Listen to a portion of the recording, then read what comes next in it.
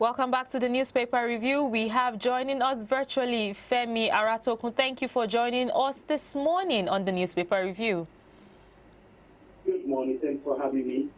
Yes, so Femi, you're a security expert, and then we have a ban, an Okada ban, commercial motorcycle ban for those that are not watching us from Nigeria in Lagos State at the moment. But this ban came, again, just because there was a situation in Lekki where a young man was murdered in broad daylight, and now the move that the government has taken is to ban commercial motorcycles in 6 local government areas. I want us to start with the security implications of this particular move from the government, and then on the people, the security implications on the people.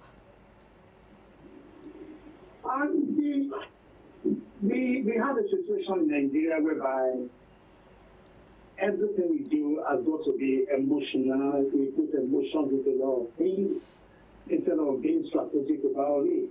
We do not, and it's equally having a serious effect on our daily lives. We operate and how we govern and how we put policies together in Nigeria. It was a simple thing to see more justice and justice still ongoing in Nigeria in the environment at the moment. But that is does not justify the whole idea of banning Okada ride business or the Okada business in Nigeria, because initially it was banned, and because of COVID-19, the whole ban was weakened, and all of a sudden we now find a whole rampage of Okada riders all around the country, all around the state, all around Lagos metropolis, which is not even called for. We don't even know do they have licenses, do they have who is enforcing them, what is the role of the Federal Road Safety Commission? We don't know all this.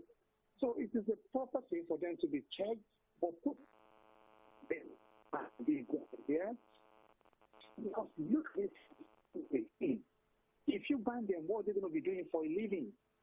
So you're stopping a problem to create another monster. That is the way I see it. And I don't think it has been well thoroughly thought through before taking that decision. I'm not saying people should not be punished. I'm not saying whoever has committed the offense must not be punished or must not be, probed or, arrested or whatever they want to do. That's fine. But a total ban is a total ban to public service, is so to say, because Okada riders as well, either we like it or not, they carry our people, our brothers and sisters, our family members to one place or the other for their businesses. Right now, what about places that vehicles cannot get to, that public transport can't get to? How are people going to commute down there? Have they thought about that in the first place?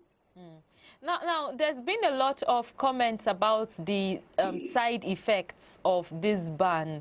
Now, and one of the major side effects that people are talking about, because you mentioned that there are places where vehicles can't get into, but people also want to be safe.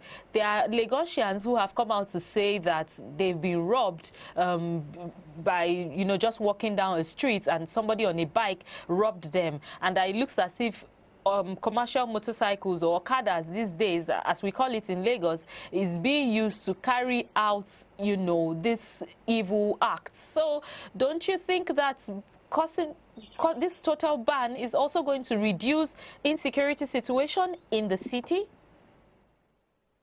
Well, as I've said again, and I'll keep saying it, it's not going to reduce it, because we fail to tackle what the real issue is. And the real issue is this: having the physical security officers, which are the last man and the neighborhood safety corps on ground, has never been done properly. Rather, they just focus on one particular area, which is junctions and traffic lights. Okay. So if we had them physically moving around some specific areas at some hot particular time, within some hot area, or let me say, let me put it this way, some sensitive public known areas where we have all this insecurity going on, and some strategic areas, I think it will definitely reduce it.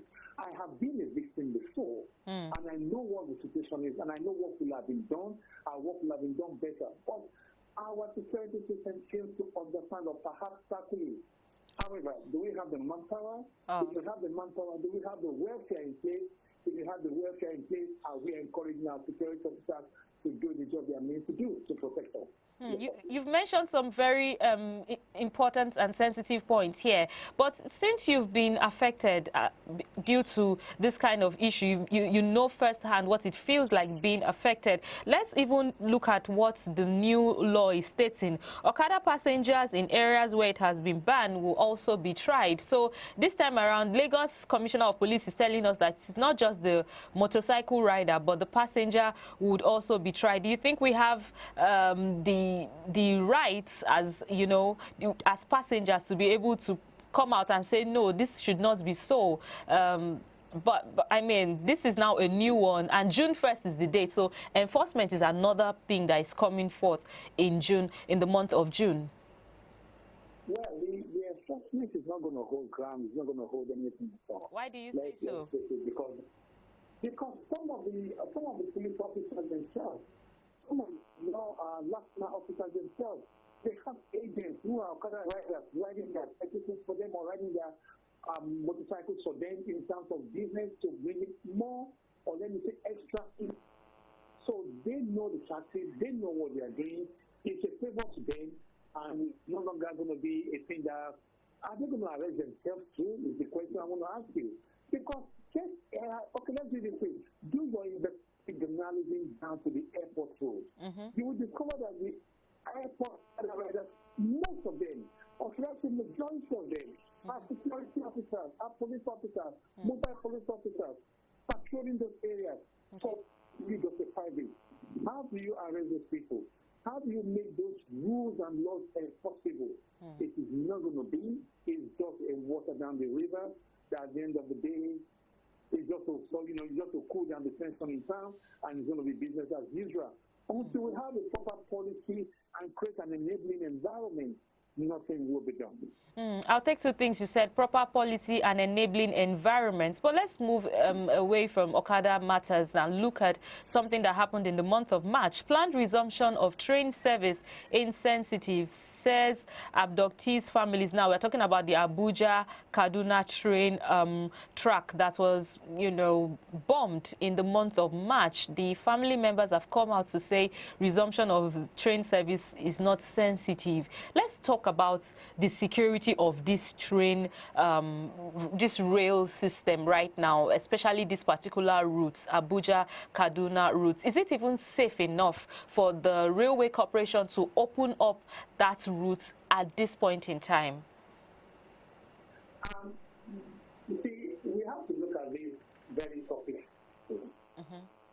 We have a project that needs to bring in business. We have people that want to fly this route at all times, and we have a business that the company is not being run properly by those running it. So the project from the start is a calamity. The project from the start is a collapse and is a failure waiting to happen, and which we are seeing today. But however, can we go back and look at it and say, what can we do better to make people happy, to put people's mind at rest when flying our routes or when building our business services? Yes, we can do it. But as I said again, our body language when it comes to security is so weakened that we don't want to do anything, but we always just want to do is blame. What should our body language look like to show that indeed the people are safe and can use the rail system effectively? It's by providing a different security strategy that can be scientifically and that can actually tackle and mitigate the threats we have today. But we've not seen that. All we see is for 4, 3, 4, 5 days, police officers and mobile police officers and military men patrolling some highways, and that's it. What about actually adopting some kind of technology that can see through that things are well safe before going around the route? What about looking into those communities that are along this rail line to make sure that, yes, we are protecting them while we are protecting the rail lines as well? It's a big investment. It's going to be money capital intensive, but are we ready for it? If we're ready for it, then we shouldn't be talking about opening the road right now. Rather, what we should be thinking about is a pilot pilot things to test from and see that it's going to be effective, but we're not doing that. So it's a slap on the families that we see have their families being kidnapped, that are still within the captivity of the kidnappers, that are not being released or perhaps being rescued. Not say we're not doing anything, we just want to open up the rail line. That is the sad thing, the sad situation, and it's a sad statement from the Nigerian government. Before I let you go this morning, I'd like to ask that on the part of the people now, Nigerians, the fact that some people, some rail lines have not been hit and hopefully not affected, do you think there's anything that the average Nigerian can do to be more prepared for an insecurity situation? Because you can't tell what is going to happen, whether you're on the road or on the rail or even in the air. So is there something that Nigerians can do to be better prepared for a situation like this? Yes, you see, in United Kingdom, where I reside, where I live, there are what you call drills, security drills that we normally do. We carry it out. It could be periodical, it could be yearly, it could be quarterly. If you have things like this being done, it will give us a better preparedness for any situation we find ourselves. But it's such a bad thing that we do not have what we call security response team. And we don't have the adequate equipment to tackle all this kind of menace. Even if you look at the rails you're talking about, I doubt if we have any first aid or, trauma equipment in such train rail lines in Nigeria. So we need to do more rather than blaming each other. The community should come together as well and talk to the government and support the government. That look, it's not only you. The problem is all of us. So let us see how we can work it together.